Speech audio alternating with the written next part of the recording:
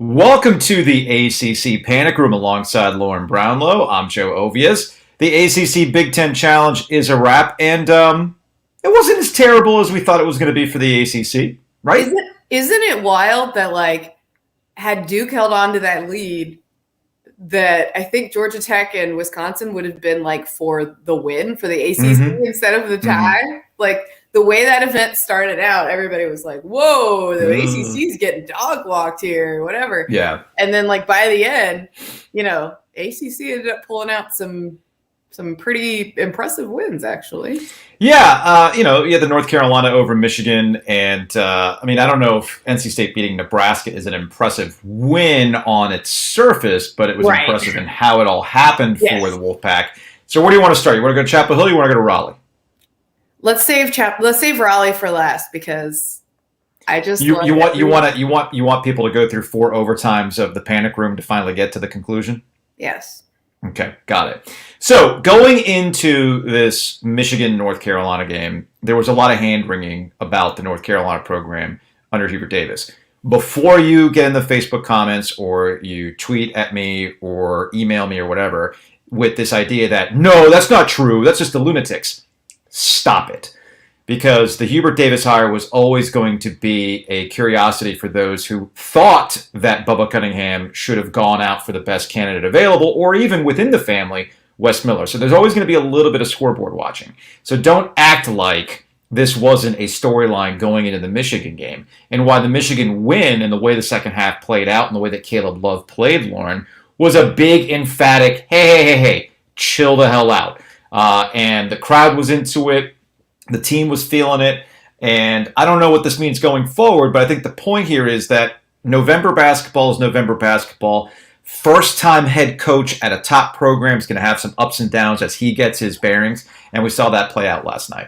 Well, and to be fair to Hubert, too, it's not like North Carolina teams of the past, especially 5 or 6 years, haven't had their own ups and downs in November, too. Mm-hmm. Now, I think some of the alarm was due to the fact that the defense was just almost historically bad. It was real bad. Yeah. It wasn't just they could use some defensive improvement like Roy's teams usually were. It was this is Ken Pom record setting for North Carolina bad, maybe. But at the same time, certainly the Purdue loss aged okay, considering Purdue looks good. He's a top 25 team.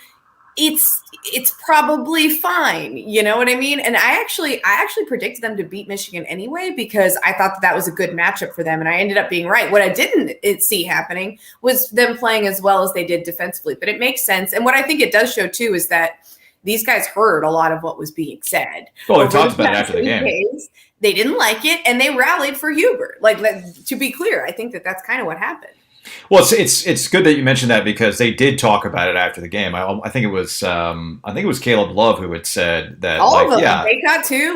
But Love's quote was the one that went all over the place last night and this morning about we heard all that talk and we wanted to. The one thing that I found interesting was from Armando Bacot, who I get that he's playing against his buddy against Michigan, but he said, we had circled this game for a while, and maybe we looked ahead, and that's what happened at the Mohegan Sun. I'm not quite sure that's the case against Purdue, which is a really, really good team, obviously. Well, and Rick Barnes there's always a Rick Barnes special when it comes to a Carolina game as the head coach of Tennessee. But again, I can understand that they're college kids; they might be looking ahead. The fact that they admitted that there was a look ahead game is interesting to me, but I think it all comes back to we have to allow for these things to play out at Carolina, because we really have entered into unknown territory with Hubert Davis. Because again, I'm going to be saying this all season long. Yeah, he's never been a head coach before. That's the thing. And I think we're going to go through some of this next year too with John Shire, because they have never been head coaches before. I think weirdly, it's almost I don't want to say they get less of a grace period, but there was already that question mark, I think, with both of them for that reason of well, we don't know what they're going to do. And, if there's somebody, and if there's a guy who has head coaching experience in that seat and they have a little ups and downs in the beginning of the season for whatever reason, I feel like there would have been more of a grace period extended of well, this guy knows what he's doing and we know that. Whereas it's almost like people are well, we know this guy doesn't, we don't know if this guy knows what he's doing or not, and yes, it was 5 games in when everyone started freaking out. And I don't say everyone to just mean Carolina fans, by the way. We saw tweets from people in national media that were like, see, like after Cincinnati, got the top 25, see, I told y'all I wanted Wes Miller to be the higher, blah, blah, blah. Well, you know what's happened since then? UNC beat Michigan and Cincinnati lost to Monmouth. Okay, so let's just everyone slow down a touch. Yeah. To Nebraska, NC State. That was the first in-person basketball game I've been to since the ACC tournament shut down in March of 2020, and I was blessed with Teddy Valentine, and I couldn't have asked for more. He Teddy was in Valentine, the rarest form. He really was last night against NC State, and actually last night because of the mayhem of the ejections against Nebraska, which I thought was going to. I mean, it did change the tenor of the game, and I thought NC State, given that Cam Hayes, who was ejected, which I want to get to that in a second. With the Cam Hayes ejection, Cam Hayes literally got them back into that game. At one point, I think at the under 12, NC State had dropped down to like 35% shooting. They were on a cold streak. Darian Sebron gets injured. He's off the court. Cam Hayes drags that team back into it. And, I understand why there were ejections, and shout out to the dude on the scooter who gave me FIU Miami football vibes. Excuse me, the dude is Trey McGowan's. It's Trey McGowan. You're right. Pittsburgh, go ACC. Yes, that was a huge go ACC moment. So he's out there scooting, and it was just a wild scene, right? But I don't understand why Cam Hayes was ejected. I get why Mahan was ejected. I don't understand the Cam Hayes ejection. A technical, sure, but let's not forget who was over there on the NC State side of things. And this is one of those instances where I feel like, and I know you tweeted this last night, where you're like, oh my goodness, I'm doing officiating tweets.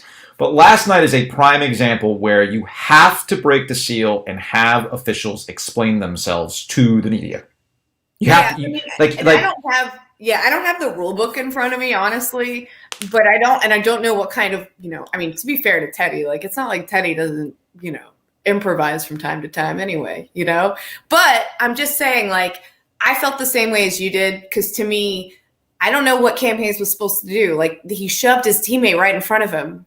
You expect him not to do anything? Like, right. He didn't know what else that guy was going to do to him. And I know that he actually shoved him, but like, whatever, the other guy started the whole thing. Right. And so I felt like I agree completely with you. The good way to officiate that, in my opinion, would have been to eject the one guy and give Cam a technical. And that's it. Like, that would have been the way to go about it. Instead, we had 4 Nebraska bench warmers that were Yeah, that's the other thing too. I mean, I thought it was way more on the Nebraska side of things than it was on the NC State side of things. Yeah. And Cam is trying to. I mean, again, trying to diffuse the situation. That's like. I mean, I'm sure everybody. I think he was mad that the guy. Well, he was mad. He was mad, but clearly, it's understandable. And all of his teammates are like, "Hell yeah, man, that dude stepped up." Yeah. So, and I don't know. It was not a good basketball game. All right, just straight up in terms of.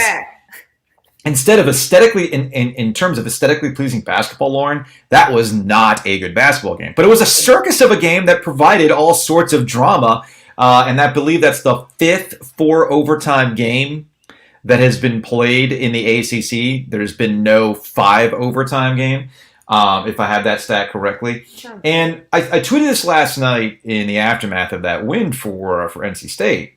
Win or lose, the way NC State fights is something that State fans should at least get behind. It's been the one signature thing about a Kevin Keatts NC State squad.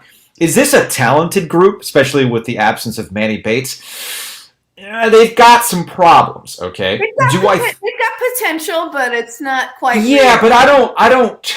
Having early returns on NC State, this is going to be a wildly inconsistent team. There are going to be nights where they're going to shoot hot and they're going to go cold. Sometimes it's going to happen within the context of the game. And defensively, they're just not there. And for whatever reason, they don't want to mix in zone, even though they can be just attacked, okay? Especially without Manny Bates. Yeah. So they're a work in progress for a lot of things.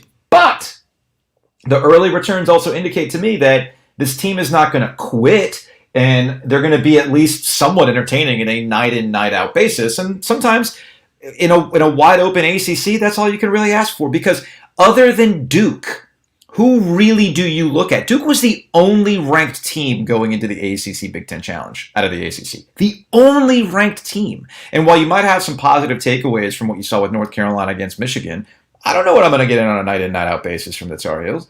And even teams that we thought might be pretty good, like Florida State, they got a big test, didn't come out. So I think Virginia came back against Iowa. I get that, but Virginia has shown you that it's going to be a struggle for them to score this season. I feel like this is a bit of Hokie erasure. Okay. That's fair. That's fair. That's fair about Virginia Tech. Fair about Virginia Tech. And Mike Young's a very good coach. That's a good basketball team. That's fair. But the early returns are that I'm not quite sure. But then again, even the Big Ten had some questions going, and people look at the Big Ten as one of the top leagues in I was going to say, like, the Big Ten, like, Minnesota almost lost to Pitt, which would have been inexcusable. Right. Like, Miami went and won at Penn State for some reason. I don't know. Yeah. Man. College basketball is just kind of weird this year, if we're being honest. But one last point about NC State before we move on to Duke and close things out, that, Sebron, of the early returns with NC State, Sebron, I can see already becoming somebody that fans are going, all right, I'm enjoying watching this guy. I loved watching him last night. He's a lot of fun to watch, and I think Kevin Keats on the radio Kevin Keats during the radio broadcast last night. I think Gary Hahn or Tony Hansen joked about how, like, you say that Darian Sebron never gets tired. Like, what about tonight? He goes, no, we could. 7 minutes. Right, he played 57 minutes, and I think Keith said something along the lines of like, "Well, I didn't want today to end, if we're being honest, because they got a big recruit that day, and then they get this incredible, this wild win." Keats and I are simpatico here because I know that it's not fair. I know that these kids were probably exhausted. Yeah, I know that realistically the game can't go on forever. But like, I got to tell you, even as the Carolina game's going on another screen, my eyes kept going back to that game. I couldn't stop watching it. And I'm like, let's do it again. Another overtime. Come on. More. Well, it's funny because the first thing I said when they went to overtime was, nobody asked for free basketball of this mess, but here you go, and you're going to like it. And turns out we ended up liking it because that first overtime was trash too, because they only scored 8 combined points.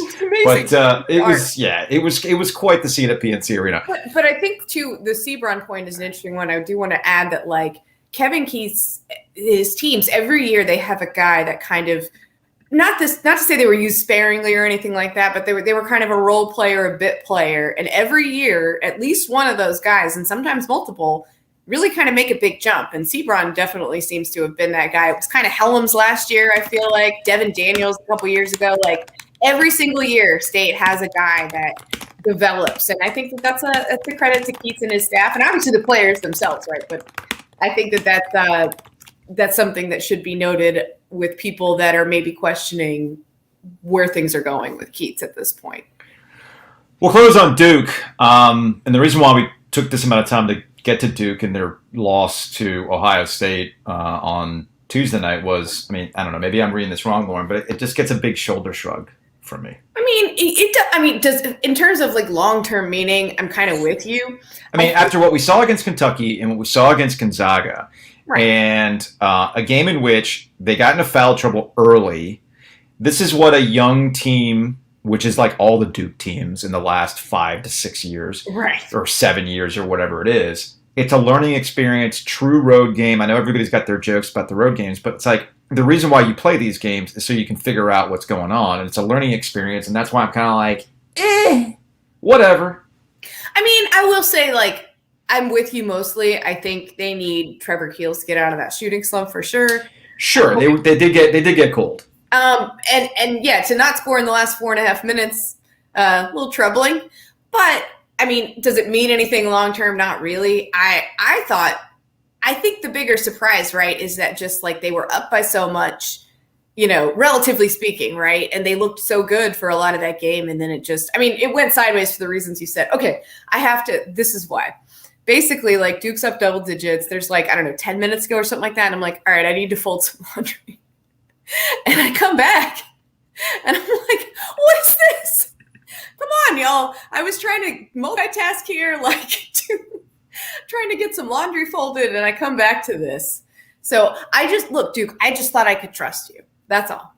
I thought you were the one I could trust. Now we get to the heart of the issue. Got to the heart of the issue. Yeah.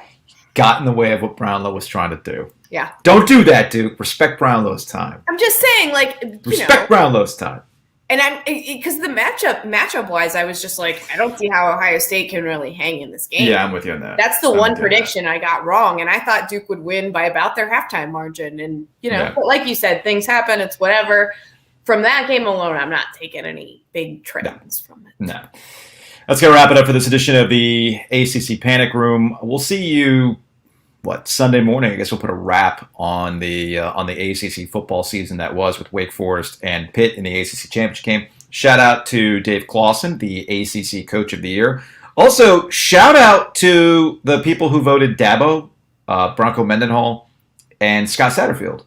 Okay, so Coach of the Dabo one is the only one I actually don't hate. The other two I don't understand.